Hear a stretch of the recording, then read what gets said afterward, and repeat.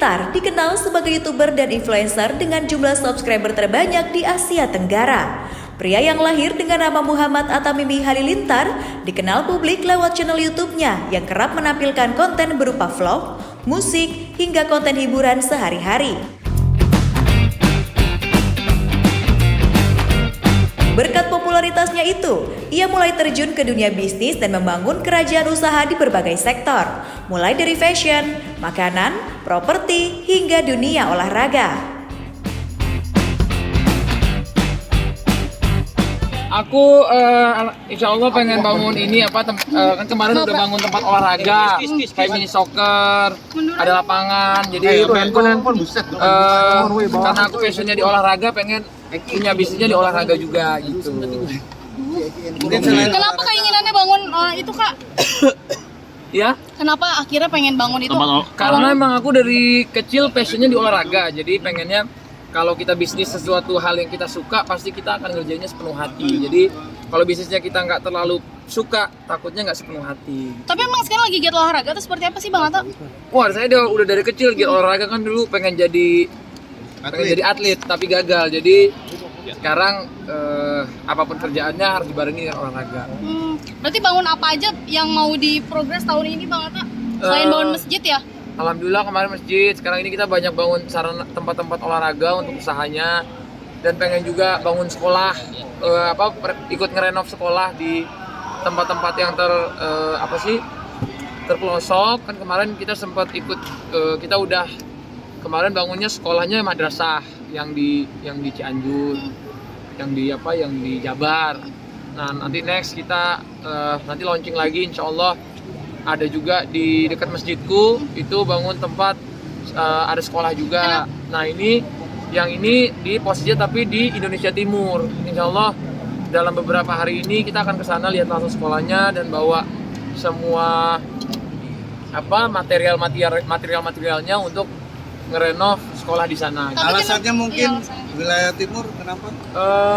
Kan Indonesia ini luas. Kalau kemarin menurutku kita bisa kalau kita dikasih berkah sama Tuhan, semoga bisa banyak juga yang kebagian, walaupun nggak bisa satu Indonesia, karena kan aku cuma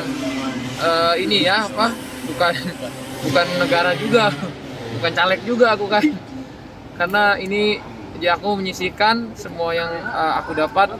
Mas, biasanya disisihkan untuk hal ya cita-cita dari dulu kan, selain pengen jadi berhasil, kita juga harus bisa berhasil membahagiakan banyak orang juga. Jadi bukan hanya untuk diri, tapi untuk teman-teman yang lain juga.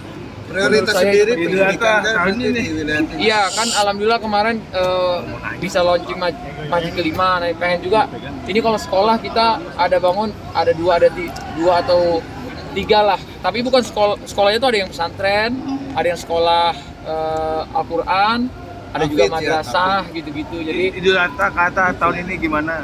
Idul Adha tahun ini insya Allah pasti bakal semakin seru, karena Idul Adha tahun kemarin kan aku lagi haji sama istri di Mekah. Nah, sekarang tahun ini di Indonesia, jadi kita pengen yang terbaik lah, pengen mengorbankan suatu hal yang bisa jadi jadi diri kita semoga disayang sama Allah. Dan udah mungkin 3-4 hari lagi udah pulang kok. Kan istri ada kerjaan di sana. Ngapain sih mereka, maksudnya ada kegiatan apa di luar sana? Ada kerjaan, ada undangan pekerjaan di sana, ada undangan juga. Jadi dia Aminah ngikut mamahnya karena udah libur sekolah kan, kemarin habis kelulusan sekolah yang dia tanggung. Itu dia kan kelulusan. Habis ini dia mau pindah sekolah gitu. Jadi sekalian ikut jalan-jalan sama mamahnya, yang mamahnya sekalian kerja. Nah, aku sama adiknya Azura di Jakarta. Sepi nggak sih di rumah, nggak ada anak istri? Sepi banget. Aku sih udah kangen banget, jadi pengennya tuh gak boleh lama-lama lah. Kalau ada yang jalan-jalan. Bang Atta sekarang lagi suka pakai topi atau seperti apa sih hari ini pakai topi? Enggak sih, ini modelnya aja buat acara ya. Makasih ya Mbak, ini kasih nomor.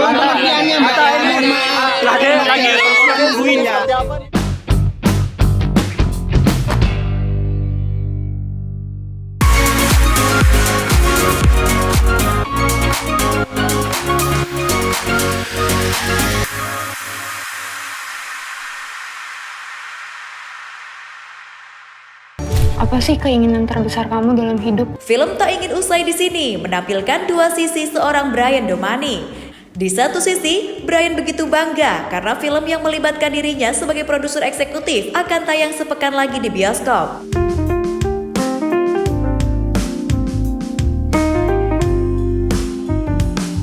Ia bersyukur karena diberi kesempatan untuk ikut bergabung dalam jajaran produser film tak ingin usai di sini. Namun di sisi lain, peran sebagai bintang utama sangat membebani mental Brian. Bahkan Brian sampai tak kuasa membendung tangisannya sendiri ketika proses syuting mendekati sesi akhir.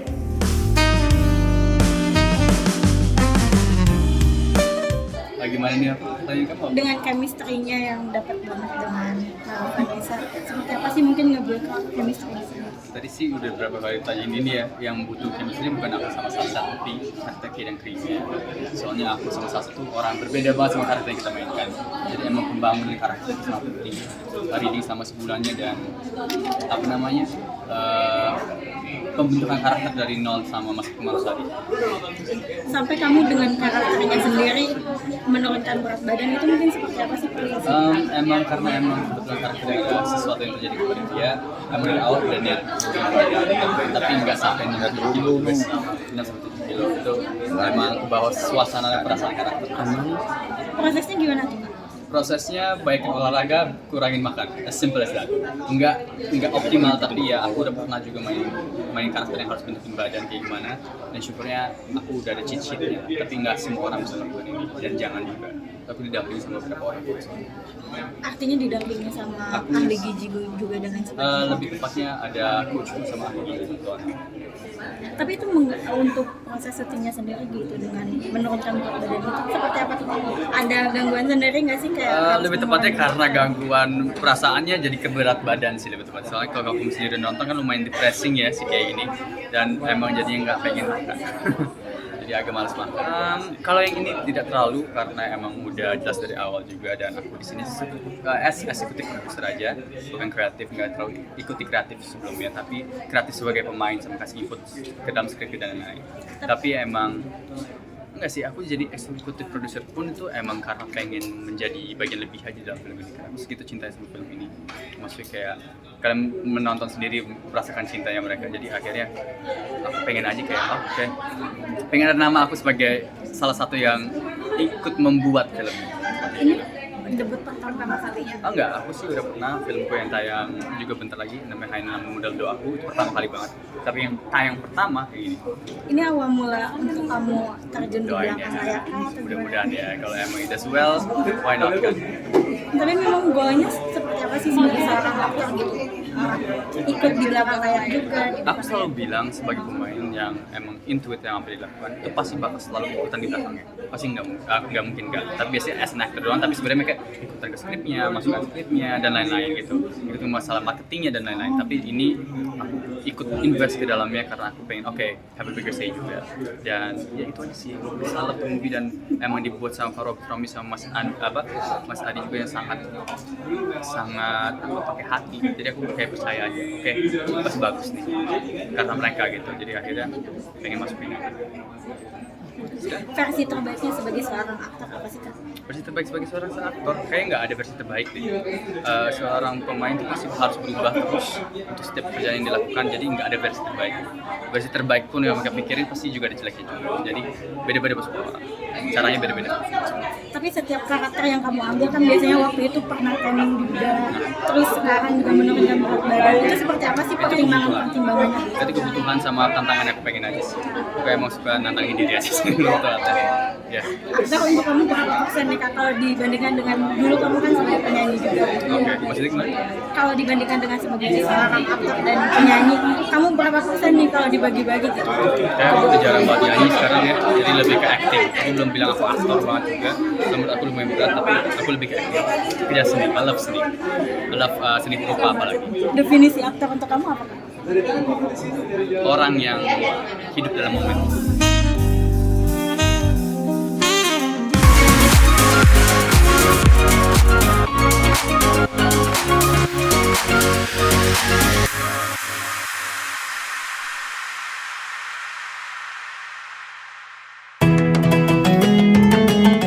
Hari Raya Idul Adha 2025 tinggal menghitung hari. Umat Islam di seluruh dunia bersiap menyambut momen sakral ini dengan berbagai persiapan, termasuk mereka yang memiliki kemampuan finansial untuk berkurban. Salah satu publik figur yang konsisten berkurban setiap tahunnya adalah Irfan Hakim.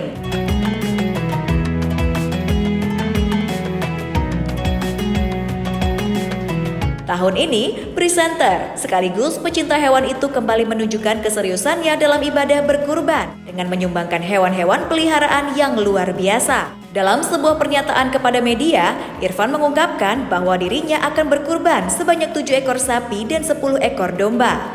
Yang menarik, ke-7 ekor sapi tersebut bukan sapi biasa. Seluruhnya memiliki berat di atas 1 ton. Selain itu, teman-teman artis seperti Raffi Ahmad, Maya Estianty, dan Sony Septian juga ikut memesan tempat ternak sapi miliknya. Bener ya, kita dari 5 itu. Ada satu lagi beli buat Satu lagi ya. Alhamdulillah beberapa sapi dikurbankan, salah satunya sudah dipelihara dari tahun lalu, Janoko. Akhirnya insya Allah tahun ini dikurbankan juga dan seperti biasa ngirim buat Mah Eyang di Bandung dan bedanya tahun ini gue kirim juga buat mertua. Jadi ada di rumah juga akan ada kurang lebih 3 ekor yang disembelih sapi dan ada banyak dombanya di tahun ini.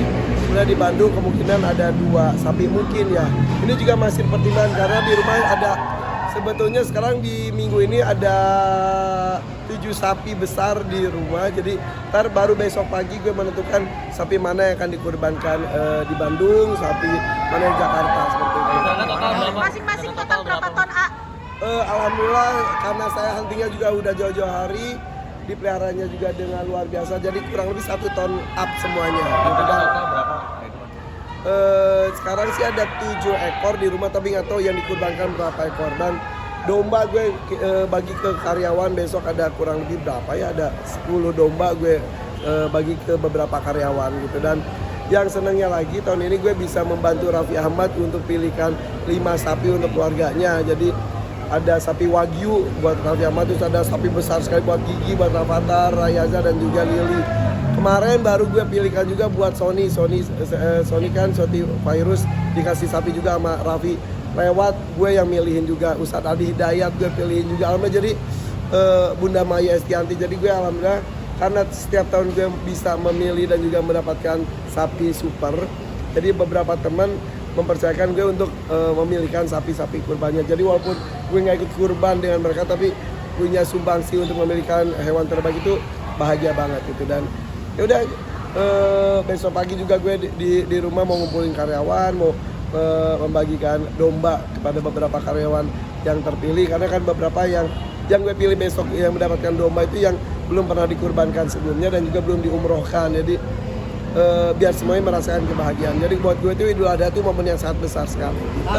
Gak tau ya, kalau yang sekarang sih gue teman gue yang menyediakan sapinya, gue yang sediakan kandangnya di Sukabumi dan happy banget dan challenging sekali dan deg-degan karena minggu depan gue juga ikut mengatur pengiriman sapi-sapinya. Jadi yang menarik adalah karena ini ada hubungannya dengan ibadah, jadinya mudah-mudahan ada keberkahan tersendiri. Rata-rata sapinya didapatkan dari mana sih, Kak? Atau lain-lainnya untuk Oh ya, jadi kalau gue itu jadi harus mempersiapkan kandang yang layak dan gini, gue tuh hewan kurban gue selalu gue pelihara beberapa hari bahkan ada yang setahun sekarang supaya ketika perpisahan itu terjadi tuh bermakna banget gitu. Maka kalau orang lihat kok sampai nangis, rasain aja kemarin aja si Sony-nya Virus kan ikut milih kurbannya secara langsung. Belum apa-apa, hewan kurban itu udah cium-cium dia udah mau nangis. Wah pantesan Kak Irfan katanya bisa nangis ketika berkurban. Ya itulah dia.